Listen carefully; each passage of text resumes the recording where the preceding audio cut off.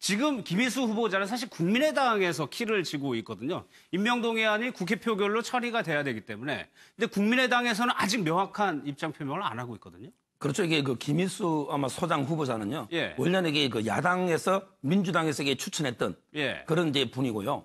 그래서 아마 이게 그 당시에 제가 알기로 이게 전 정권 야당이니까 이제 민주당 그렇죠. 쪽에서 추천한 거죠. 아마 이게 박지원 의원이 아마 추천한 걸로 그런 이제 보도도 있는데 제가 보기에 박지원 의원에게 개인적으로는 이제 찬성하는 것 같아요. 예. 다만 이게 당론으로는 아직까지 좀 유보가 돼가지고 예. 결론을 못 내렸는데 아마 제가 보기에는 이게 자유투표나 교차투표 있잖아요. 각 개인의 그 맡기는 거 예. 그게 바람직하지 않나 이래 보입니다. 예. 그런데 지금 국민의당에서 혹시 김민수 후보자를 지렛대로 두고 강경화 후보자를 낙마시키기 위한 전략 아니냐는 또 분석도 있거든요. 네, 일단 캐스팅 보트 역할을 톡톡히 하겠다. 그리고 이번에 그 국민의당의 존재감을 보여서 그 청문 과정에서 문제가 되는 후보자 단 한 사람 정도는 반드시 낙마시키겠다고 하는 게 국민의당의 현실적 목표인데 그것이 바로 김희수 그 소장 후보자하고 그리고 우리 공정거래위원장 김상조 위원장 후보자였는데 김상조 위원장에 대해서는 재벌 개혁에 대한 역풍이 너무 크기 때문에 아마 성문 채택 보고서를 인준하기로 했던 것 같고요. 지금 남은 거는 그래서 김희수를 잡고 아마도 강경화를 압박한다라는 전략을 쓰고 있는 것 같아요. 그래서 당내 의견이 모아지지 않았다는 얘기를 하고요. 아마 13일 날 그 최종 채택 시한인데 12일 전까지 의총을 하면 되니까 시간을 일단 갖겠다. 시간이 금, 토, 일, 네, 월까지 4일이나 있어요. 네, 그 안에 강경화 후보자에 대해서 소위 말해서 문재인 대통령 정부 측에서 자진 철회를 한다라면 버터 형태로 김희수는 해주겠다라고 하는 정치적인 사인을 주는 것인데 아마도 그 문재인 대통령의 인사 스타일상, 성품상 본인이 임명한 후보자를 정치적 흥정의 대상으로 해서 야당과 거래할 리는 없을 것 같다는 생각이 들고요. 그리고 국민의당이 이렇게 고육지책으로 김희수 소장 후보자를 잡고 강경화 후보자를 낙마시키려고 하는 이유 또한 사실상 문재인 대통령이 높은 지지율과 그리고 국민의당이 호남과 진보 진영의 지지를 기반을 가지고 있지 않겠습니까? 따라서 자유한국당과 바른정당과 야당과 연대해서 민주당 정부인 문재인 정부에 대해서 인사를 시비 거는 것에 대해서 자신의 지지층들 어떻게 생각할 것인가에 대한 고육지책이 있다는 생각이 듭니다. 그래서 아마도 박지원 그 전 대표는 다른 엇박자 나는 얘기를 하는 것 같고요. 그래서 최종적으로는 강경화 후보자에 대한 민심의 여론들이 그 다음 주 초까지 어떻게 모아지는가에 따라서 제가 볼 때는 김희수 후보자 문제까지도 같이 연동되지 않겠냐는 생각이 듭니다. 그래서 오늘 동시에 당청이 동시에 여론전에 나섰는데 박수현 청와대 대변인이 간곡하게 호소드린다며 브리핑을 했습니다. 그 내용도 한번 보겠습니다. 국회에 간곡히 요청드립니다. 강경화 외교부 장관 후보자에 대한 국회 인사청문회가 지난 7일 개최되었습니다. 하지만 국회에서 인사청문 경과 보고서 채택 논의가 진척이 없어 보입니다. 그래서 이렇게 간곡히 호소드립니다. 문재인 정부 들어 그 첫 단축 꿰기를 목전에 두고 있습니다.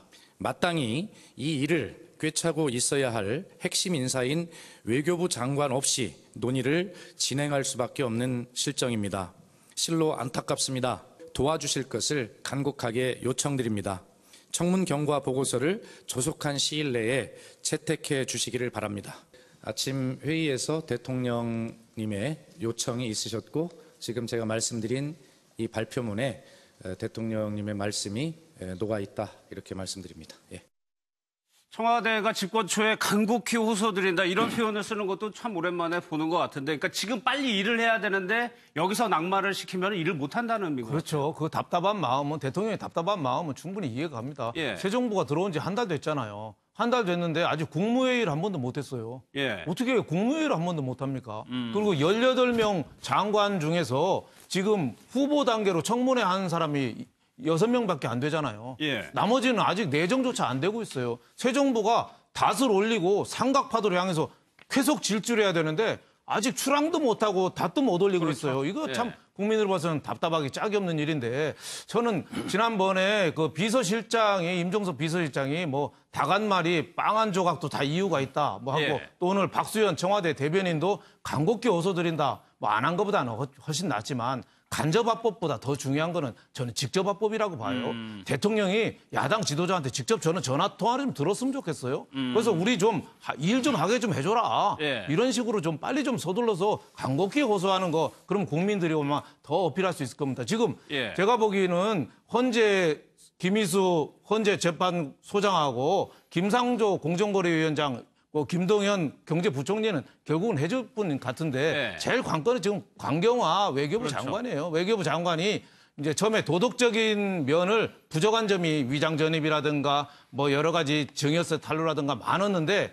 그거를 업무 능력으로 그냥 엎어버려야 되는데 네. 김상조 공정거래위원장은 청문회 때 굉장히 잘했잖아요. 예, 나는 항상 칼날 위에 선 기분으로 여태까지 살았다 하면서 대학원 때부터 들었던 아주 오래된 가방 들고 하니까 네. 국민들한테 또 청문위원들은 눈을 똑바로 쳐다보고 1대1로 대답해서 각계격파를 했거든요. 업무 능력에서 업무 능력으로 인정을 그러니까 받았죠. 저런 네. 사람이 안 되면 누가 공정거래위원장 하느냐 이런 여론이 일어났는데 강경화 외교부 장관은 좀 미안한 얘기지만 너무 조금 피하는 모습, 고개 숙이고 적기만 하고 예.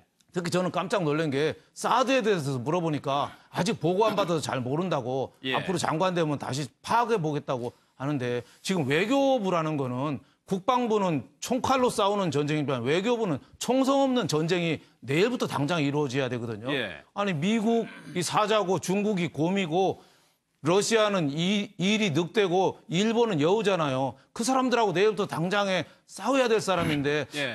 보고 받아서 하겠다 뭐 이런 식으로 하니까 우리가 옛날에 고려 때 서희 장군은 소손녀니까 거란에서 70만 몰고 왔는데 그냥 가가지고 셋째 혀로 그 사람들 쫓아버리고 예. 여진족 때문에 우리가 너희들한테 갈 수가 없으니 여진족을 쫓아야 된다 하면서 강동 육지로 오히려 땅을 넓혔어요. 받아가지고 예, 그런 예. 정도로 강경화 장관 후보가 역량이 있느냐 예. 거기에 대해서는 조금 걱정하는 사람이 사실 많은 건 사실인데 그건 대통령이 저는 돌파해야 된다고 봅니다. 알겠습니다. 청와대 설명대로 지금 시급화해서 빨리 투입해서 일을 해야 되는데 강경화 후보자 그 현안은 아직 숙지하지 못하고 있다. 좀 문제가 될 수가 있는 거죠.